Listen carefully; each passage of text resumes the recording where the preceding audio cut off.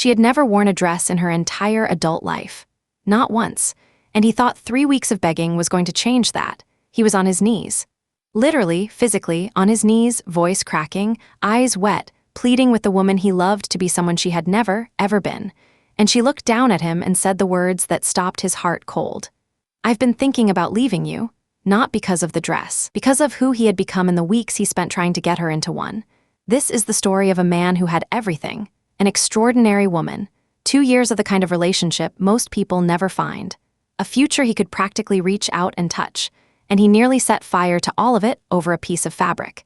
Here's the thing that makes this story so much more than a fight about clothes. He knew exactly who she was when he fell in love with her. He knew, and he loved her for it. So what happened when a wedding invitation arrived and suddenly her authenticity became inconvenient? What happened when the man who thought he accepted her completely was forced to look in a mirror? The answer is cold. The answer is a lesson that cut him to the bone. And by the end of it, he wasn't the same man who got on his knees and begged.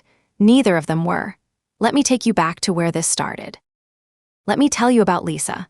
Because if you're going to understand what he almost threw away, you need to understand who she was. She was 28 years old, self-employed, and by every measurable account, an absolute force of nature. In her work, in sports, in everything she turned her attention toward, she didn't just succeed. She excelled. She was the kind of intelligent that made you feel smarter from having a conversation with her, the kind of funny that could make you forget whatever was wrong. Generous in ways that weren't performative. Kind in ways that didn't require an audience. And she was, from the top of her unstyled ponytail to the bottom of her well-worn boots, entirely herself. No makeup, no heels, no skirts, no dresses. She wore jeans, hoodies, t-shirts. When she had to meet clients, putting on dress pants and a blouse was treated like a formal occasion in and of itself. She loved the outdoors. She hated anything fussy. She was, in the most complete sense of the phrase, a tomboy, and she had been since she was old enough to make decisions about herself. He had been with her for just over 2 years. He had moved into her house the previous year. He was thinking about proposing come spring. And every single day, he tells us, he was genuinely amazed at his luck. His last relationship had been a drama-filled carousel of high maintenance and manufactured emotion. Then he found Lisa. Real, grounded, unapologetically herself Lisa. After years of performance, her authenticity felt like oxygen. He loved her exactly as she was, or so he believed, because that belief was about to be tested. And the test was going to reveal something about him that he was not at all prepared to see. The invitation arrived, his brother's wedding. Black tie, the classiest venue in town. When he told Lisa they would need to go shopping for formal clothes, she wrinkled her nose in that familiar way. She expressed her well-documented disdain for formal events, and he smiled. He was used to this. He loved this about her. And then, this is exactly where it started, he made a joke. He told her he was looking forward to the wedding because he would finally get to see her dressed up, in a beautiful gown.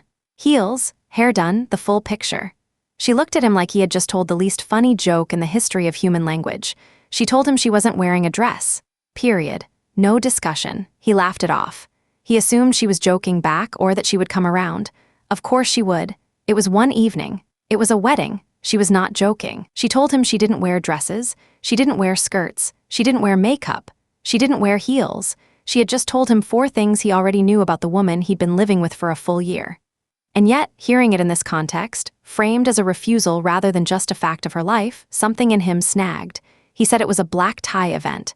Every woman there would be wearing a dress. She said he didn't understand. Not with heat, not with drama. She said it the way you'd state a simple fact, like she was explaining something that should require no explanation at all. And he heard her. He technically heard every word. The meaning, though, the full weight of what she was telling him, hadn't landed yet, because he had already decided this was a problem he was going to solve. Little did he know, the weeks ahead were going to solve a different problem entirely. He decided this was a problem he could solve. He was a reasonable man. She was a reasonable woman. There had to be an angle, a reason, a workaround. He just needed to find the right door. First, he tried her parents. Perhaps they could offer insight. Perhaps they could help him make her understand. He explained the situation, expecting allies. What he got instead was laughter, not unkind laughter, the resigned amusement of people who had long since accepted a truth he was only beginning to encounter. They told him the last time Lisa wore a dress, she was maybe 5 years old. Even then, getting her into it had been a battle of wills.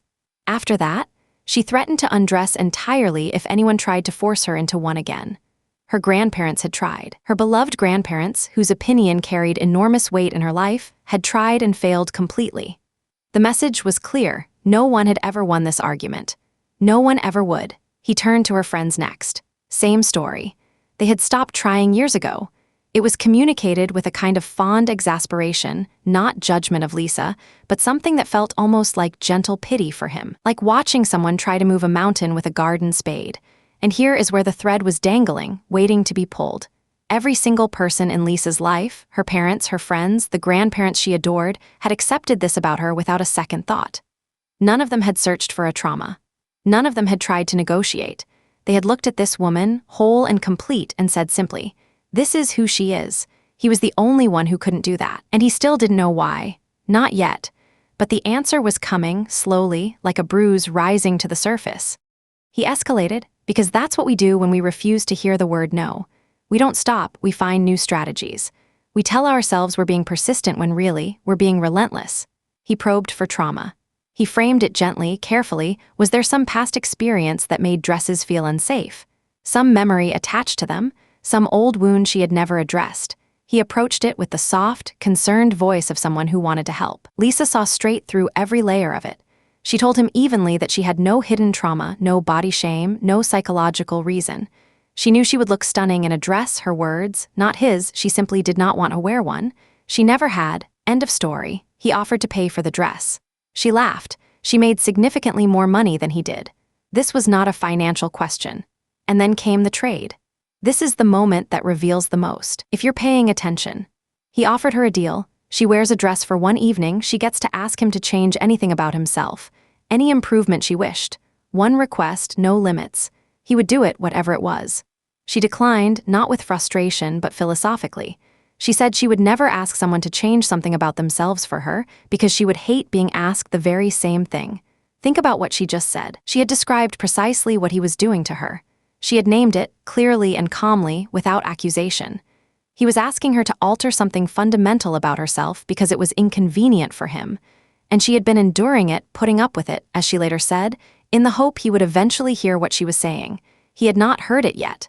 Sometimes we need something louder than words to break through. And it was coming. It was almost there. The breaking point came on a Tuesday night. He had been at this for weeks. Weeks of approaching her from different angles, trying different doors, searching for an entrance that did not exist. He was exhausted, not from her defiance, though it had worn him down. He was exhausted from the sheer effort of trying to make reality into something it was never going to be, so he stopped strategizing. He stopped negotiating. He abandoned the plays, and he got on his knees. Literally, on his knees on the floor of their home, looking up at the woman he loved, voice cracking, eyes wet, he begged her. He said it would just be a couple of hours. He said everyone would be so happy to see her there.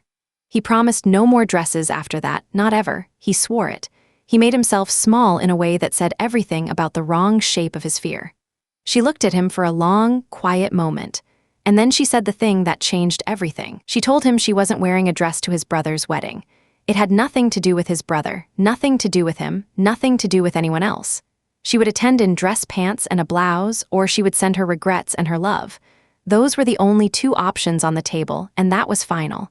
And then she paused. She took a slow breath, and she said, "You know, these last few weeks have really made me reconsider us as a couple." She told him she had thought about ending things, not about the dress, about what his behavior had revealed, about the weeks of pressure, about being asked over and over to be someone she was not.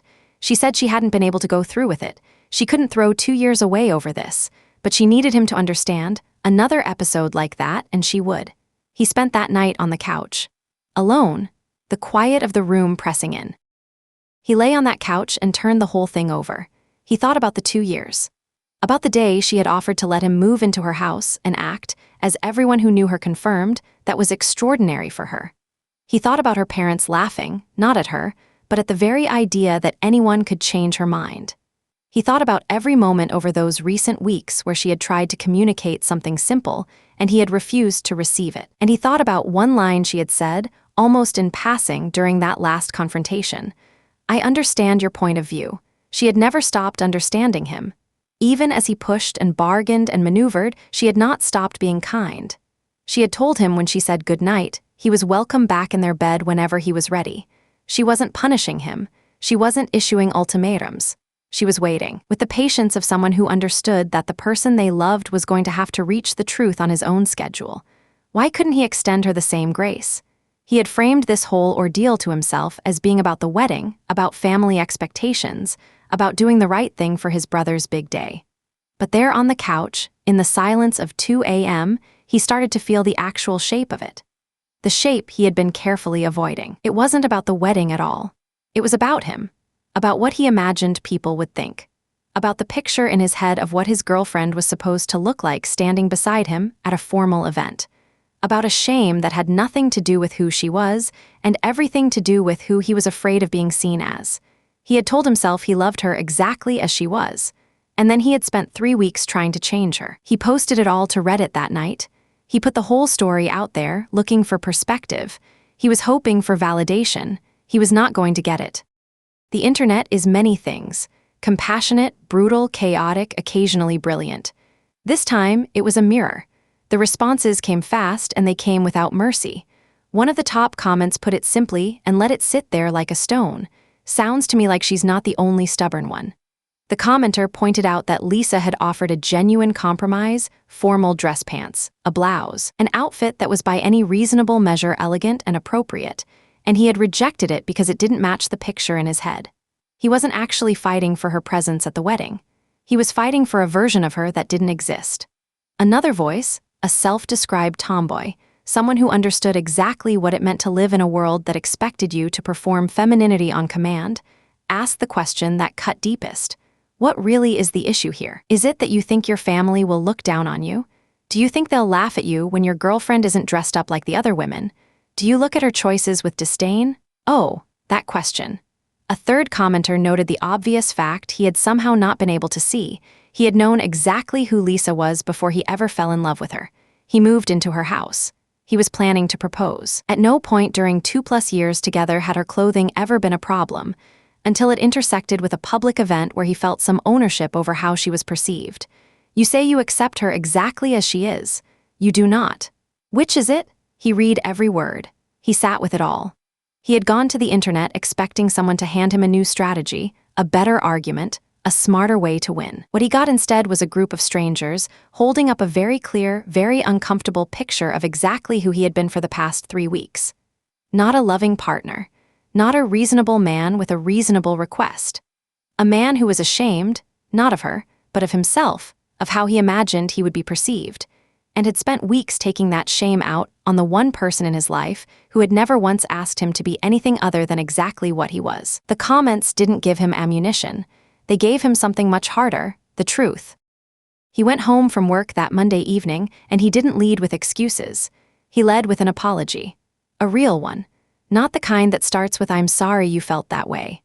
Not the kind that circles back around to why he was actually right or asks for credit for apologizing at all. He told Lisa he was genuinely, completely sorry for spending those weeks pressuring her to do something she didn't want to do. He told her it didn't matter to him whether she wore a dress, it never truly had. And then he told her the truth he had finally been able to say out loud. He had been worried about what his extended family would think. About her. About him by association. He had let that fear, that performative, shallow, completely unfounded fear, override everything he knew to be true about the woman standing in front of him. He had taken the most grounded, authentic, remarkable person in his life and spent 3 weeks trying to sand down the very edges that made her herself, because of a wedding, because of the imaginary opinion of relatives he would see for 4 hours. Lisa listened to every word, and then she did something that says everything about who she is. She apologized too. She said she shouldn't have told him she had been thinking about leaving. Not because it wasn't true, it was, but because wielding it as a weapon to end an argument wasn't fair. It was a real feeling, honestly held, but the way she had deployed it in that moment had been unkind. She owned that without hedging. And just like that, the 3 weeks of noise dissolved. What was left underneath it was 2 people who loved each other, both imperfect, both capable of the kind of grace that holds things together. He had been afraid of the wrong thing the entire time. He had been afraid of what strangers would think. But the only opinion that had ever mattered was the woman standing across from him, and she had never once asked him to be anything other than what he was. The least he could do was return the favor. And finally, he did.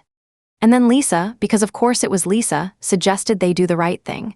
She said they should call his brother and his fiancée. Not to ask permission exactly, but to give them the basic respect of knowing what to expect. It was their wedding. They deserved the final word, so he called. His brother picked up and immediately handed the phone to his fiancée because, as he put it, she was in charge of things like this. He himself, apparently, would have been perfectly happy eloping. He explained the situation. Lisa planned to wear formal dress pants and a blouse. Was that all right? His brother's fiancée laughed. She told him she would have been more surprised to see Lisa walk in wearing a dress than to see her arrive in pants. It wouldn't offend her in the slightest. They agreed some guests might make remarks, because in every extended family, at every wedding, there is always someone standing by, waiting to be scandalized by something, but both of them agreed that Lisa was more than equipped to handle that without breaking a sweat. And honestly, the fiancé added, with this family, anything that doesn't meet their exact standard is going to be a scandal anyway. What is a pair of pants really going to change? And then she said something about the outfit itself. The black palazzo pants, the white satin blouse, the long open cardigan with just the faintest shimmer in the fabric, the shiny leather flats, and her reaction, rendered in all caps for the internet to see forever, was AWESOME, awesome, not acceptable, not fine, not a compromise she was graciously tolerating. Awesome.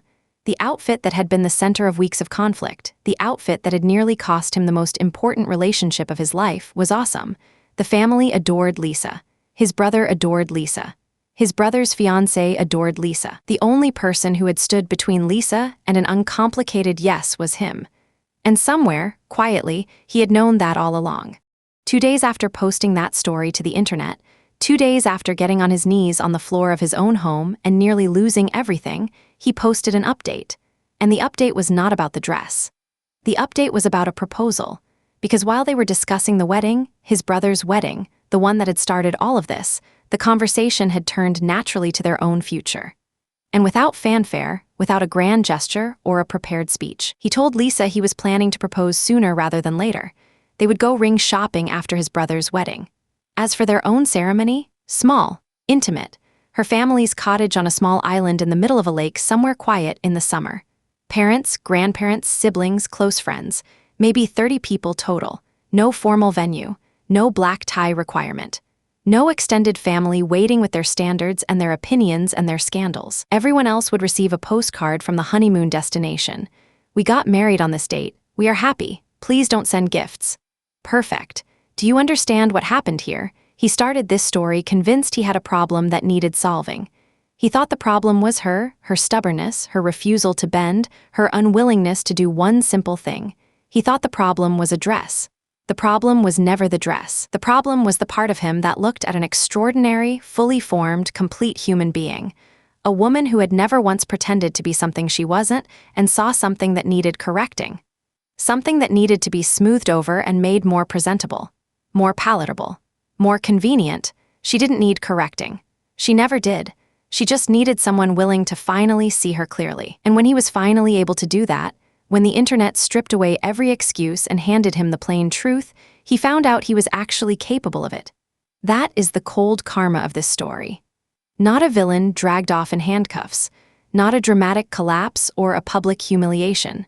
Something quieter and, honestly, more powerful than all of that. A man who almost lost the love of his life because he was afraid of what strangers would think, and the universe delivering exactly the lesson he needed, through a handful of frank internet strangers and one very patient woman in a pair of palazzo pants. The dress was never the point. She was always the point. If this one hit close to home, drop a like, it helps more than you know. And if you want more stories about justice, reckoning, and the occasional hard-won moment of clarity, subscribe to Cold Karma. New stories every day. We'll be here.